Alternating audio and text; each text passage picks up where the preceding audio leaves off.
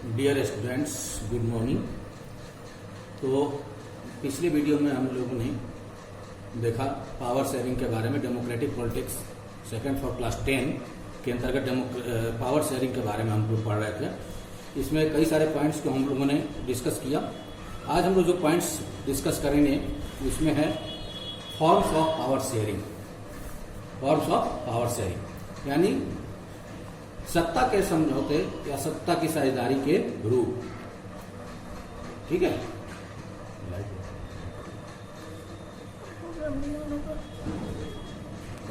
Okay. तो हम लोग आज फॉर्म्स ऑफ पावर शेयरिंग के बारे में जानेंगे। ठीक है, इसमें क्या है? The idea of power sharing has emerged in opposition to the notions of undivided political power. For a long time, it was believed that all power of a government must reside in one person or group of persons located at one place. तो इसमें जो idea है power sharing की, ये opposition जो है उनके द्वारा ये लाया गया। किस तरह से? इन लोगों ने कहा कि जो पॉलिटिकल पावर है वो किसी एक व्यक्ति के जो हाथों में जो सत्ता है उसमें हमें भी कुछ पावर की शेयरिंग चाहिए, सत्ता में हमें भी साझेदारी चाहिए। तो ये बहुत लंबे समय से ये विश्वास किया जा रहा था कि जो गवर्नमेंट है किसी एक व्यक्ति के हाथ में या समूह में, एक व्यक्ति के हाथ में या किसी खास समूह के रूप में ये व्यवस्थित थी या स्थित थी, जो कि बाद में ये साझेदारी के रूप में सामने आई। It was felt that if the power to decide is dispersed, it would not be possible to take quick decisions and to enforce them. पहले ये विश्वास किया जाता था कि अगर पावर शेयरिंग किया जाए और सत्ता का विकेंद्रीकरण कर दिया जाए या सत्ता को विभाजित कर दिया जाए, सत्ता को कई स्तर पे बांट दिया जाए, तो ये संभव है कि डिसीजन लेने में, किसी भी बात को, किसी भी काम के बारे में, किसी भी नियम कानून के बारे में डिसीजन लेने में देरी हो सकती है या टाइम टेकिंग हो सकता है। But this notion have changed with the emergence of democracy. लेकिन जब डेमोक्रेसी का उदय हुआ तो इस मान्यता में बदलाव आया, चेंज हुआ। One basic principle of democracy is that people are the source of all political powers. In democracy people rule themselves through institutions of self governance. In a good democratic government due respect is given to diverse groups and views that exist in a society.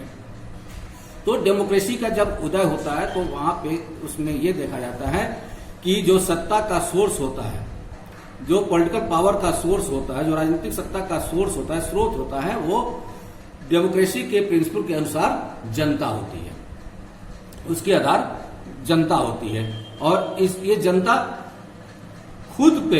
खुद के द्वारा विभिन्न self governance के द्वारा, institutions के द्वारा self governance करती है, विभिन्न संस्थाओं के द्वारा स्वयं शासन करती है।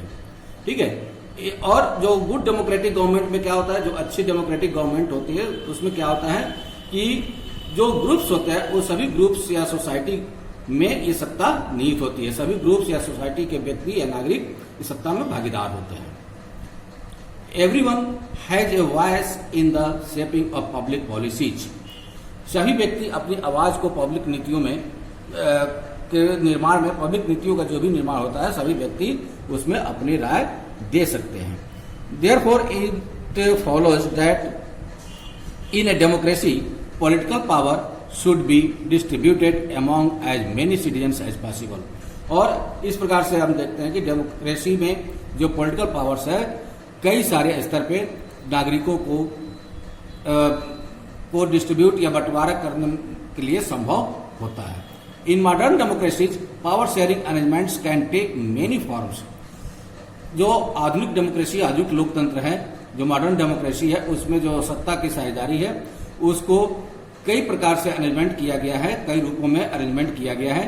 Let us look at some of the most common arrangements that we have और विल कम अक्रॉस। कुछ उसमें से जो अरेंजमेंट्स है, सामान्य रूप से जो अरेंजमेंट है, उसको हम लोग विभिन्न प्रकार से देख सकते हैं। Number 1, power is shared among different organs of government, such as the legislature, executive and judiciary. जो पावर का शेयरिंग किया गया, जो सत्ता का साझेदारी की गई है और भिन्न भिन्न सरकार के अंगों के रूप में की गई है, जैसे कि लेजिस्लेचर, एग्जीक्यूटिव, जुडिशरी यानी विधायिका, कार्यपालिका और न्यायपालिका के रूप में ये विभाजित कर दिया गया है सत्ता को. Let us call this horizontal distribution of power because it allows different organs of government placed at the same level to exercise different powers. और ये जो बंटवारा किया गया लेजिस्लेचर, एग्जीक्यूटिव एंड जुडिशरी, इसको पहले क्लास में हम बता चुके हैं कि ये इसका जो डिवीजन है ये हॉरिजेंटली किया गया है. हॉरिजेंटल डिस्ट्रीब्यूशन है यानी क्षैतिज रूप से डिस्ट्रीब्यूशन है. मतलब यहाँ लेजिस्लेचर, एग्जीक्यूटिव और जुडिशरी तीनों ही एक लाइन में है और हॉरिजेंटली इनका डिस्ट्रीब्यूशन किया गया है और एक दूसरे पे ये नजर रखते हैं. ये हमने पहले क्लास में बताया था. ठीक है, तो ये डिफरेंट ऑर्गन्स हैं जो सत्ता के या सरकार के कह सकते हैं. ओके, और government placed at the same level, और ये इनका जो लेवल होता है, इनका जो स्तर होता है वो समान होता है. एक समान स्तर पे इनका निर्माण होता है. कोई भी ऊपर नीचे यानी पद सोपान के अनुसार कोई नहीं होता, हायरार्की के अनुसार कोई नहीं होता. ये का सब जो स्तर होता है, ये लेवल होता है, वो समान होता है. Such a separation ensures that none of the organs can exercise unlimited power. और ऐसा हॉरिजॉन्टली डिस्ट्रीब्यूशन का कारण ये रहा है कि कोई भी अंग जैसे लेजिस्लेचर, एग्जीक्यूटिव या जुडिशरी कोई भी अनलिमिटेड पावर का उपयोग न करे, यानी वो निरंकुश न बन पाए. Each organ check the others. This result in a balance of power among various institutions.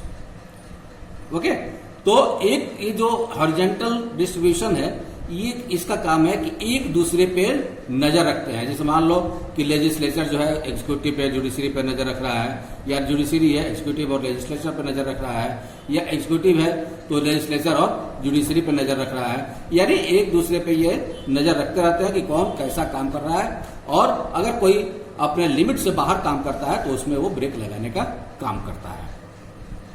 ठीक है, तो यहाँ पे ये हम देखते हैं कि यहाँ पे एक चेक एंड बैलेंस का काम करता है एक दूसरा जो इंस्टीट्यूशन है. Last year means in 9th class we studied that in a democracy even though ministers and government officials exercise power, they are responsible to the parliament or state assemblies. Similarly, although judges are appointed by the executive, they can check the functioning of executive or laws made by the legislatures.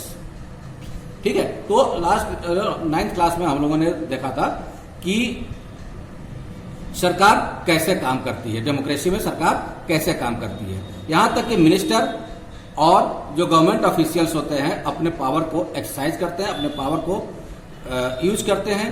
और ये जो है, जो ministers हुए या government officials हुए, ये parliament या स्टेट असेंबलीज के प्रति क्या होता है, उत्तरदायी होते हैं, रिस्पॉन्सिबल होते हैं. उसी प्रकार से जो जजेज होते हैं एग्जीक्यूटिव के द्वारा अपॉइंट किए जाते हैं. जो कार्यपालिका होती है, कार्यपालिका के द्वारा जजेज की नियुक्ति होती है. कहां पे, जुडिशरी के अंतर्गत. ठीक है, और they can check the functioning of executive. Appoint होते हैं एग्जीक्यूटिव के द्वारा, जजेस की अपॉइंटमेंट होती है एग्जीक्यूटिव के द्वारा. बट जो जजेज होते हैं, न्यायपालिका जो होती है, एग्जीक्यूटिव के फंक्शंस को, कार्यकलापों को वो देखती रहती है. ओके, एग्जीक्यूटिव और laws made by the legislature. और जो लॉज होता है, जो नियम कानून का निर्माण होता है, वो लेजिस्लेचर के द्वारा किया जाता है, यानी विधायिका के द्वारा किया जाता है. इस प्रकार से हम देखते हैं कि चेक एंड बैलेंस का काम ये होता रहता है. तो this arrangements is called a system of check and balance. ये होता है चेक एंड बैलेंस. ठीक है, कि एक दूसरे के कामों को चेक करते रहते हैं, देखते रहते हैं और सभी में संतुलन को बनाए रखते हैं. Next point number 2, power can be shared among government at different level. जो पावर होता है उसको डिफरेंट लेवल पे, भिन्न भिन्न स्तरों पे शेयर किया जाता है, जो गवर्नमेंट के पावर्स को शेयर किया जाता है। A general government for the entire country and government at the provincial और रीजनल लेवल। तो एक जो गवर्नमेंट होती है, जनरल गवर्नमेंट होती है, जो कि पूरे देश के लिए होती है, एंटायर कंट्री के लिए होती है, और एक गवर्नमेंट होती है जो कि प्रोविंशियल यानी प्रांत के लिए या क्षेत्रीय स्तर पे होती है। Such a general government for the entire country is usually called federal government. जो सामान्य रूप से जिसको सेंट्रल गवर्नमेंट भी बोला जाता है या जनरल गवर्नमेंट बोला जाता है, वो पूरे कंट्री के लिए होती है, बनती है सरकार, जिसको कि फेडरल गवर्नमेंट भी कहा जाता है या संघीय सरकार भी कहा जाता है।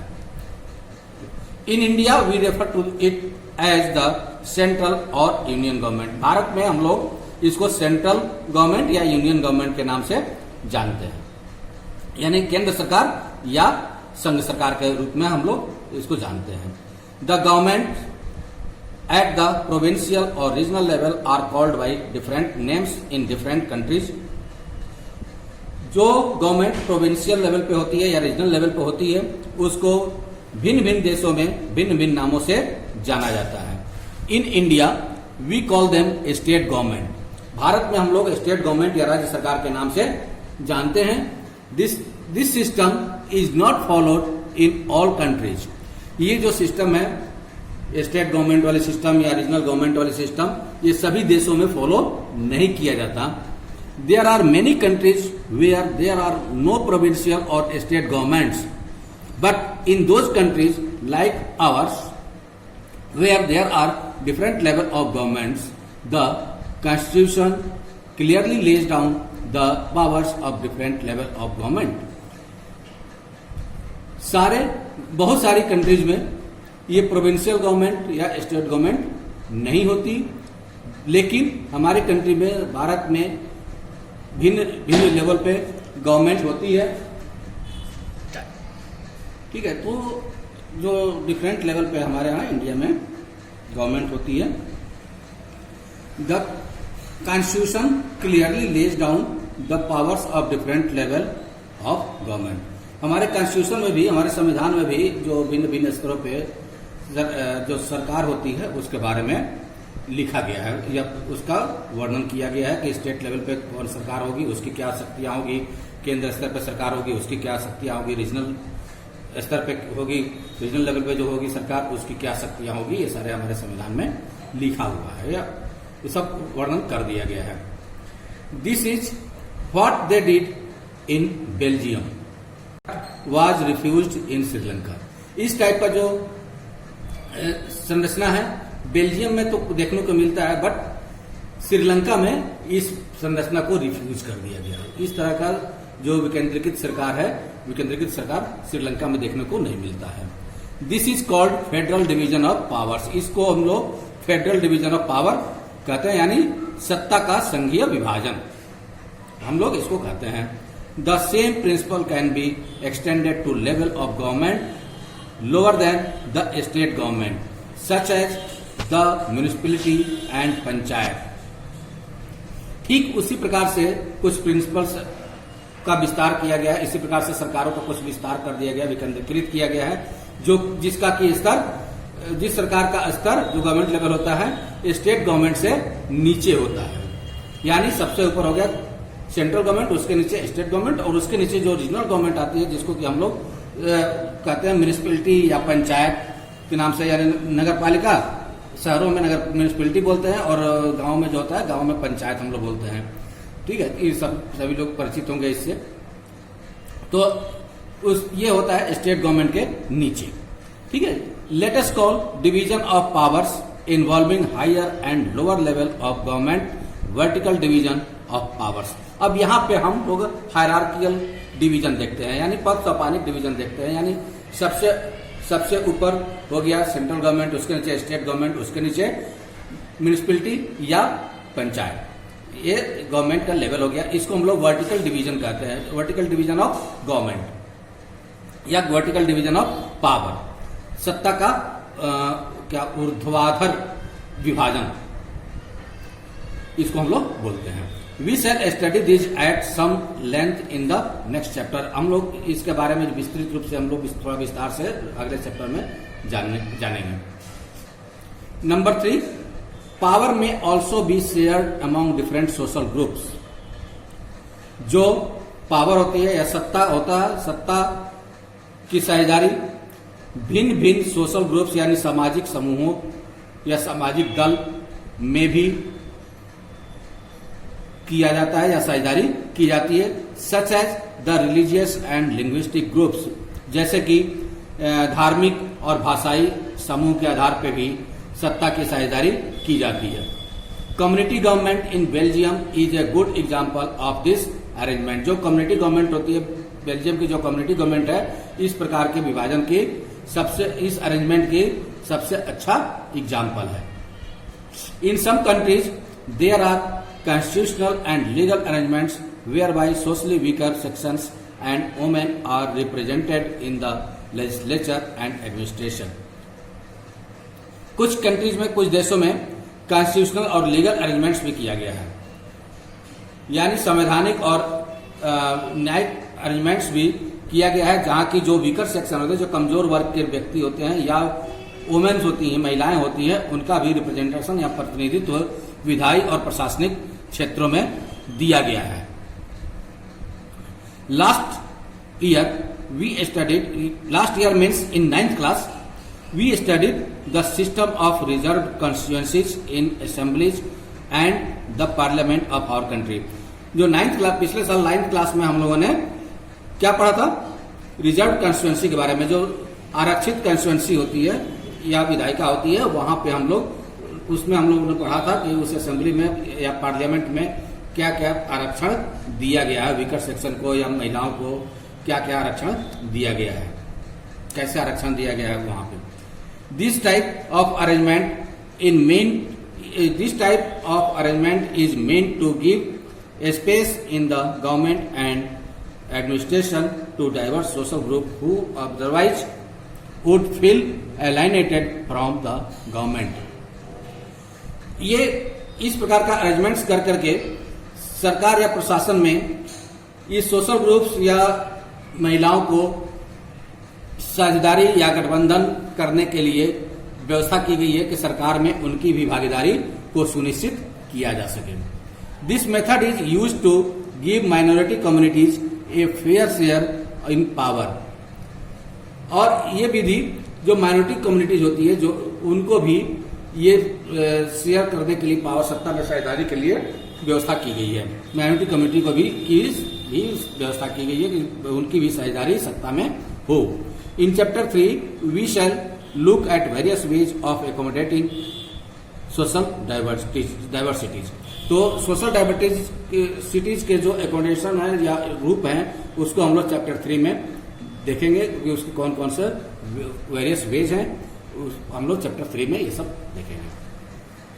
नेक्स्ट पॉइंट नंबर 4 है, power sharing arrangements can also be seen in the way political parties, pressure groups and movements control और इन्फ्लुएंस दोज इन पावर।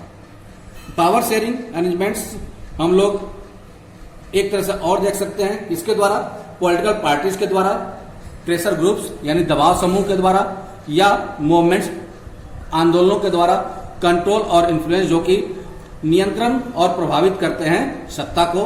कुछ प्रेशर ग्रुप्स होते हैं, कुछ पॉलिटिकल पार्टीज होती हैं जो कि सत्ता को अपने आंदोलनों के द्वारा प्रभावित करती रहती है। In a democracy the citizen must have freedom to choose among various contenders for power. Democracy में जो सिटीजन्स हैं, सिटीजन्स को ये स्वतंत्रता है कि वो सत्ता में बने रहने के लिए कई सारे कंटेंडर्स को या प्रतिस्पर्धी को वो चुने। In contemporary democracy this take the form of competition among different parties। Such competition ensures that power does not remain in one hand।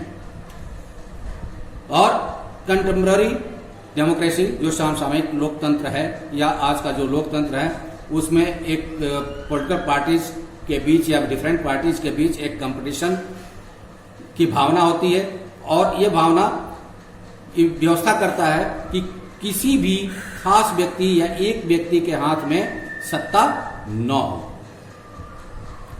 In the long run, power is shared among different political parties that represent different ideologies and social groups. जो power है different political parties को मिला करके भी, यानी एलाइनेटेड government बना करके भी सत्ता की साझेदारी की जाती है और उनके आदर्शों को सोशल ग्रुप्स यानी सामाजिक जो समूह है उसको मान्यता देते हुए सत्ता में साझेदारी करते हैं। Sometimes this kind of sharing can be direct when two or more parties form an alliance to contest elections. कभी कभी क्या होता है कि डायरेक्ट एलाइनेशन हो जाता है, गठबंधन हो जाता है या डायरेक्ट साझेदारी हो जाती है। कब? जब दो या दो से अधिक पार्टियां मिल करके एक साथ चुनाव लड़े, चुनाव में एक साथ उतरे, तो वो डायरेक्ट शेयरिंग कहा जाता है। एक काइंड ऑफ शेयरिंग है या शेयरिंग का प्रकार है, समझौते का प्रकार है। तो इस प्रकार से हम लोग देखते हैं कि डायरेक्ट शेयरिंग भी कर सकता है, एलाइनेशन कर सकता है, गठबंधन कर सकता है और साथ मिल करके इलेक्शन को कंटेस्ट कर सकता है, इलेक्शन लड़ सकता है। If there alliance is elected they form a coalition government and thus share power. अगर ये गठबंधन पार्टियां जीतती है या उनका बहुमत मिलता है इलेक्शन में, चुनाव में, तब ये गठबंधन सरकार यानी कोलिशन गवर्नमेंट का निर्माण करती है और सत्ता की साझेदारी समान रूप से इस प्रकार करती है ये, और पावर का उपयोग भी समान रूप से सभी पार्टियां जो गठबंधन सरकार में पार्टियां हैं वो सभी समान रूप से पावर का उपयोग करती हैं। In a democracy we find interest groups such as those of traders, businessman, industrialist, farmers and industrial workers. Democracy में हम लोग एक इंटरेस्ट ग्रुप को भी देखते हैं। इंटरेस्ट ग्रुप में कौन कौन आता है? ट्रेडर्स हो गए, बिजनेसमैन हो गए, इंडस्ट्रियलिस्ट हो गए, फार्मर्स हो गए या इंडस्ट्रियल वर्कर्स हो गए। इन लोगों का एक समूह होता है जो कि सत्ता को प्रभावित करते हैं या चुनाव को प्रभावित कर सकते हैं, सरकार बनाने में प्रभाव डाल सकते हैं। तो इनके हितों को भी इंटरेस्ट ग्रुप का हिंदी होता है हित समूह, ठीक है। तो इनके हितों का भी ध्यान रखा जाता है और ये भी सरकार को प्रभावित करते हैं, सरकारी सत्ता को प्रभावित करते हैं। They also will have a share in government power either दो पार्टिसिपेशन इन गवर्नमेंटल कमिटीज और bringing influence on the decision making process. इनका जो इंटरेस्ट ग्रुप होता है, इनका भी सरकार में के सत्ता में या सरकार की शक्तियों में एक साझेदारी होता है, एक शेयर होता है। कैसे? ये क्या करते हैं? ये क्या करते हैं कि या तो सरकार में की जो कमेटी बनती है, सरकार की तरफ से जो कमेटी बनती है, जो समितियां बनती हैं, उनमें भागीदारी इनको दी जाती है, या जो डिसीजन लिए जाते हैं सरकार के द्वारा, जो डिसीजन लिए जाते हैं उन पर यह प्रभाव डालती है। ये इंटरेस्ट ग्रुप उन पर प्रभाव डालती है और कभी कभी क्या होता है कि सरकार के डिसीजंस को इनके प्रभाव से चेंज भी करना पड़ जाता है। उस डिसीजन को चेंज करके सरकार दूसरा डिसीजन लेती है। In chapter 4 we shall study the working of political parties, pressure groups and social movement. इसी बुक की चैप्टर 4 में हम लोग देखेंगे पॉलिटिकल पार्टीज, प्रेशर ग्रुप्स और सोशल मूवमेंट्स का वर्किंग की या कार्यप्रणाली की, कैसे ये सब ग्रुप्स या इंटरेस्ट ग्रुप या प्रेशर ग्रुप कैसे काम करते हैं। Okay, now this chapter has been end. Now we can let us see here points to recall. Hence are some example of power sharing. Which of the 4 types of power sharing do these represent? यहां पे हम लोग power sharing के कुछ examples को देखते हैं। क्या ये जो 4 एग्जाम्पल दिए गए हैं ये क्या हमारे यहां रिप्रेजेंट करते हैं? Who is sharing power with whom? किसके साथ कौन पावर को शेयर करता है, सत्ता को कौन शेयर करता है? तो हम लोग पॉइंट्स में देखेंगे। The Bombay high court order the Maharashtra state government to immediately take action and improve living condition for the 2000 odd children at 7 children's homes in Mumbai.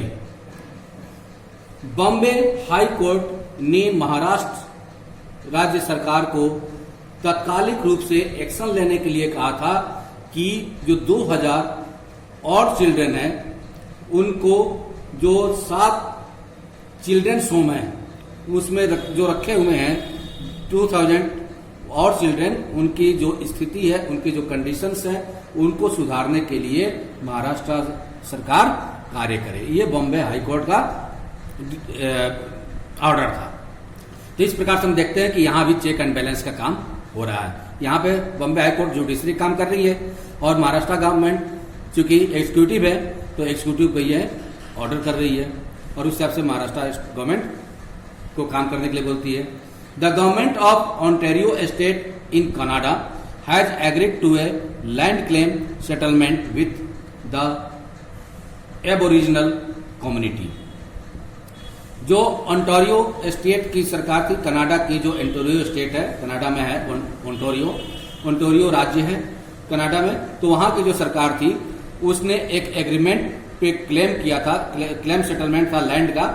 उस पे जो अब ओरिजिनल कम्युनिटी थी, वहां की जो ओरिजिनेटेड कम्युनिटी थी, समुदाय था, उसके लैंड सेटलमेंट क्लेम सेटलमेंट के बारे में ऑर्डर किया था। The minister responsible for native affairs announced that the government will work with aboriginal people in a spirit of mutual respect and cooperation. तो उसमें क्या दिया था उसने ऑर्डर कि जो मिनिस्टर्स हैं वो नेटिव अफेयर्स के लिए रिस्पॉन्सिबल होंगे, जो भी वहां की तत्कालिक या वहां से जुड़े हुए अफेयर्स मामले हैं उसके बारे में रिस्पॉन्सिबल होंगे और सरकार ये उत्तरदायित्व तो ले कि जो एबोरिजिनल पीपल वहां के हैं, वहां के ओरिजिनेटेड पीपल हैं, उनसे संबंधित लैंड क्लेम सेटलमेंट से संबंधित म्यूचुअल रिस्पेक्ट करे और कोऑपरेशन के अनुसार वो निर्णय करें। नंबर 3 पॉइंट जो है, Russia two influential political parties. Russia की 2 प्रभावित राजनीतिक पार्टियां थी। कौन कौन? The union of right forces and the liberal Yabloko movement. ये 2 पार्टियां हैं, the union of right forces और द लिबरल याब्लोको मूवमेंट। ये 2 पार्टियां हैं जो रशिया की हैं। Agreed to unite their organisations into a strong right wing coalition. इन दोनों ने एक समझौता किया कि दोनों ही मिल करके एक स्ट्रांग राइट विंग कोलिशन बनाए और एक संगठन बनाए दोनों, ताकि उनको अधिक से अधिक मजबूत किया जा सके। They propose to have a common list of candidates in the next parliamentary election. और उन लोगों ने एक समझौता किया कि दोनों ही पार्टियां मिल करके एक हो जाएंगे और एक हो करके जो अगला इलेक्शन होगा उनमें कॉमन रूप से लिस्ट बनाया जाएगा और इलेक्शन में उन व्यक्तियों के द्वारा चुनाव में भाग लिया जाएगा। नेक्स्ट पॉइंट है, the finance minister of various states in Nigeria got together and demanded that the federal government declare it's sources of income. जो फाइनेंस मिनिस्टर थे नाइजीरिया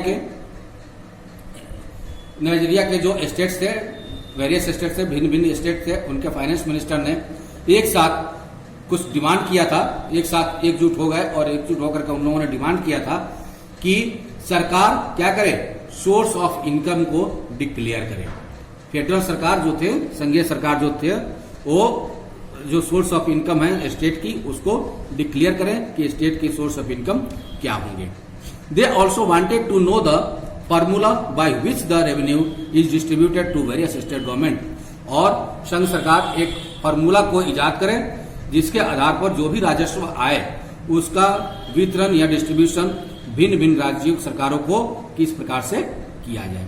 तो स्टूडेंट्स, आज इस वीडियो में यहाँ इस फर्स्ट चैप्टर समाप्त होता है और अब आप इस एक्सरसाइज को पूरा करें, एक्सरसाइज को पूरा करने की कोशिश करें।